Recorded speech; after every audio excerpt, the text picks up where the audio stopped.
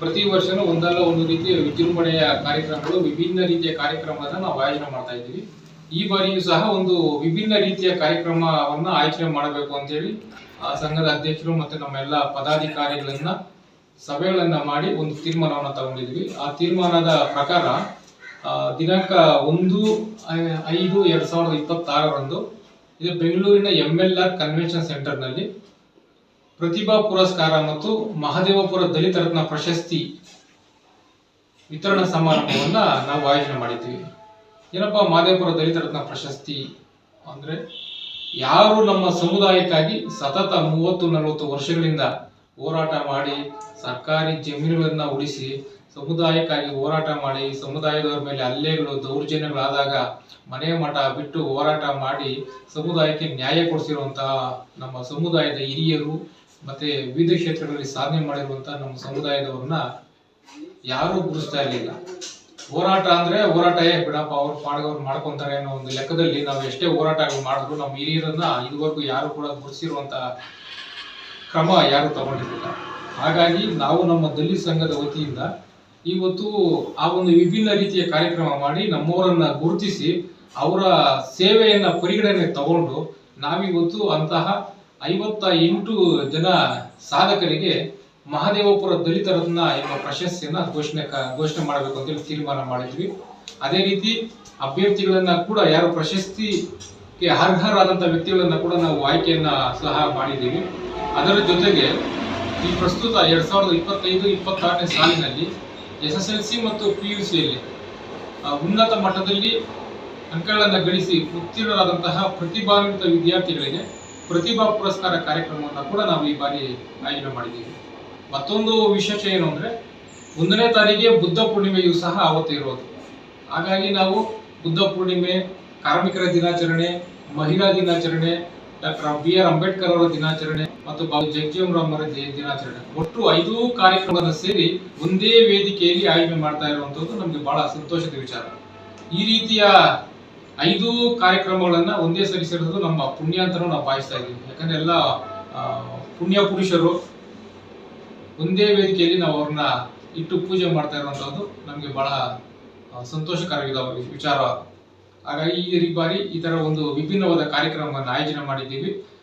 ಈ ಕಾರ್ಯಕ್ರಮಕ್ಕೆ ಸರ್ವರಿಗೂ ನಾವು ಆಧಾರದ ಪ್ರೀತಿಯ ಸುಸ್ವಾಗತವನ್ನು ಬಯಸ್ತಾ ಇದ್ದೀವಿ. ಎಲ್ಲಿದ್ದೀರಾ, ಇಡೀ ರಾಜ್ಯಾದ್ಯಂತ ಯಾರ್ಯಾರು ಅಂಬೇಡ್ಕರ್ ಅಭಿಮಾನಿಗಳಿದ್ದೀರಾ, ಬುದ್ಧನ ಅಭಿಮಾನಿಗಳಿದ್ದೀರಾ, ಮಹಿಳಾ ಅಭಿಮಾನಿಗಳು, ಕಾರ್ಮಿಕರು, ಪ್ರತಿಯೊಬ್ಬರು ಕೂಡ ಈ ಕಾರ್ಯಕ್ರಮಕ್ಕೆ ಆಗಮಿಸಿ ಕಾರ್ಯಕ್ರಮವನ್ನ ಯಶಸ್ವಿ ಮಾಡಬೇಕಂತೇಳಿ ನಾನು ಸಮಸ್ತ ನಾಡಿನ ಜನತೆಯಲ್ಲಿ ನಾನು ಮನವಿಯನ್ನ ಮಾಡ್ತಾ ಇದ್ದೀನಿ. ಈಗಾಗಲೇ ನಮ್ಮ ಪ್ರಧಾನ ಕಾರ್ಯದರ್ಶಿಗಳು ವಕೀಲರಾದಂಥ ವಿಕ್ರಮ್ ಅವರು ನಮ್ಮ ಈ ಕಾರ್ಯಕ್ರಮದ ಸ್ವರೂಪ ಏನಿದೆ ಅಂತ ಬಹಳ ಸ್ಪಷ್ಟವಾಗಿ ಎಲ್ಲ ವಿಚಾರಗಳನ್ನು ತಿಳಿಸಿದ್ದಾರೆ. ಸೊ ಹಾಗಾಗಿ ದಯವಿಟ್ಟು ಎಲ್ಲರೂ ಮಹದೇವಪುರ ಕ್ಷೇತ್ರದ ಎಲ್ಲ ದಲಿತರು, ಕಾರ್ಮಿಕರು ಒಂದು ಸೇರಿ ಈ ಕಾರ್ಯಕ್ರಮ ಯಶಸ್ವಿ ಮಾಡಬೇಕಂತ ನಿಮ್ಮೆಲ್ಲರೂ ಪ್ರಾರ್ಥಿಸ್ತಾ ಇದ್ದೀನಿ. ಜೈ ಭೀಮ್, ಜೈ ಸಂವಿಧಾನ. ಮಹದೇವಪುರ ದಲಿತ ಸಂಘ ವತಿಯಿಂದ ದಿನಾಂಕ 1ನೇ ತಾರೀಕು ಮೇ 1ನೇ ತಾರೀಕು ಶುಕ್ರವಾರ ಬೆಳಗ್ಗೆ 11 ಗಂಟೆಗೆ ಕಾರ್ಯಕ್ರಮ ಶುರುವಾಗಲಿದೆ.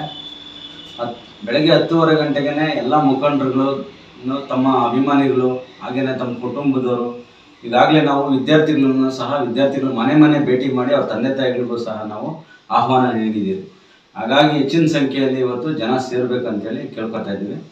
ಅಲ್ಲಿ MLR ಕನ್ವೆನ್ಷನ್ ಹಾಲ್ ಅಂತೇಳಿ ಒಂದು AC ಹಾಲು, ಅದರಲ್ಲಿ ನಾವು ಹವಾನಿಯಂತ್ರಿತ ಕೊಠಡಿಯಲ್ಲಿ ಮಕ್ಕಳಿಗೆ ವಿಶಿಷ್ಟವಾಗಿ ಮಕ್ಕಳು ಚೆನ್ನಾಗಿ ಓದಬೇಕು ಅನ್ನೋ ಒಂದು ಉದ್ದೇಶದಿಂದ ನಾವು ನಮ್ಮ ಸ್ವಂತ ಖರ್ಚುಗಳು ಹಾಗೂ ನಮ್ಮ ಸಮುದಾಯದ ಕೆಲವು ವ್ಯಕ್ತಿಗಳ ಕಡೆಯಿಂದ ಮಾತ್ರ, ಸಮಾನ ಮನಸ್ಕರ ಕಡೆಯಿಂದ ನಾವು ವಂತಿಗೆಯನ್ನು ಪಡೆದು ಈ ಒಂದು ಅದ್ದೂರಿ ಕಾರ್ಯಕ್ರಮ ಸುಮಾರು 8ರಿಂದ 10 ಲಕ್ಷ ರೂಪಾಯಿ ನಮ್ಮದು ಒಂದು ಗುರಿ ಇದೆ. ಅಷ್ಟರೊಳಗಡೆ ಈ ಕಾರ್ಯಕ್ರಮ ಮುಗಿಸ್ಬೇಕಂತೇಳಿ ಅದ್ದೂರಿಯಾಗಿ ಮಾಡ್ತಾ ಇದ್ದೀವಿ.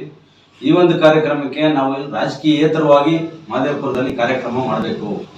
ಯಾವುದೇ ರೀತಿ ರಾಜಕೀಯ ಪಕ್ಷಗಳ ಮುಖಂಡರಿಗೆ ವೇದಿಕೆ ನೀಡಿ ಅಥವಾ ಅವ್ರಿಗೆ ಯಾರೋ ಒಬ್ಬ ಲೀಡರ್ ಪರವಾಗಿ ಈ ಒಂದು ಕಾರ್ಯಕ್ರಮ ಮಾಡ್ತಾ ಇಲ್ಲ. ಎಲ್ಲ ಮಹದೇವಪುರ ದಲಿತರ ಸ್ವಾಭಿಮಾನಕ್ಕೋಸ್ಕರ ಈ ಒಂದು ಕಾರ್ಯಕ್ರಮ ಮಾಡ್ತಾ ಇದ್ದೀವಿ.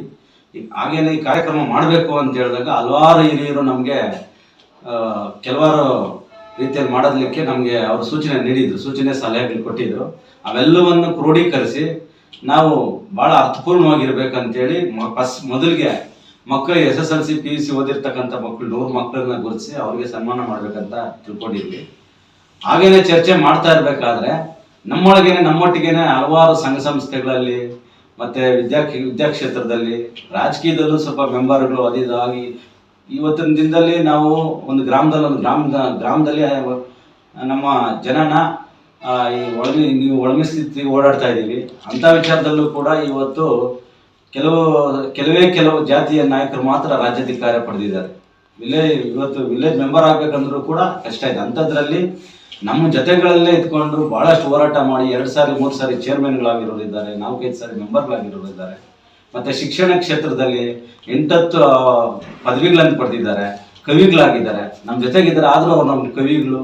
ಇವರು 8 ಪ್ರಶಸ್ತಿ ಪಡೆದಿದ್ದಾರೆ. ಇನ್ಯಾರೋ ಒಬ್ರು ಇನ್ನೊಂದಷ್ಟು ಜನ ಹಲವಾರು ರೀತಿ ಮಾಡಿದ್ದಾರೆ. ಒಂದು ಫ್ಲಾಗ್ ಹಾಸ್ಟಿಂಗ್ ಅನ್ನ 97 ಬಾರಿ ಮಾಡಿರೋ ವ್ಯಕ್ತಿಗಳು ನಮ್ಮ ಜೊತೆಲಿದ್ದಾರೆ. ಇವರೆಲ್ಲ ನಮ್ಮ ಸಮುದಾಯಕ್ಕೆ ಒಂದು ಕೊಡುಗೆ. ಇವ್ರನ್ನೆಲ್ಲ ಗುರುತಿಸಿ ನಾವು ಮಾದೇವಪುರ ದಲಿತ ರತ್ನ ಅಂತೇಳಿ 10 ಜನಕ್ಕೆ ಮಾಡೋಣ ಅಂತ ತಿಳ್ಕೊಂಡಿದ್ವಿ. ಆದರೆ ಇದು ಮೊದಲನೇ ಬಾರಿಗೆ ಮಾಡ್ತಾ ಇರೋದ್ರಿಂದ ಭಿನ್ನಾಭಿಪ್ರಾಯ ಬರ್ಬೋದು ಅಂತೇಳಿ 50ಕ್ಕೆ ಮಾಡಿದ್ವಿ. ಮತ್ತೆ ಈಗ 58 ಜನಕ್ಕೆ ಗುರುತಿಸಿ ಇದು ಮಾಡಿದ್ವಿ. ಉಳಿದಿರ್ತಕ್ಕಂಥ ಜನಕ್ಕೂ ಸಹ ಬರೋ ವರ್ಷದಲ್ಲಿ ನಾವು ಕಾರ್ಯಕ್ರಮ ಮಾಡೋಣ ಅಂತೇಳಿ ಈಗ 58 ಜನ ಗುರುತಿಸಿದ್ವಿ.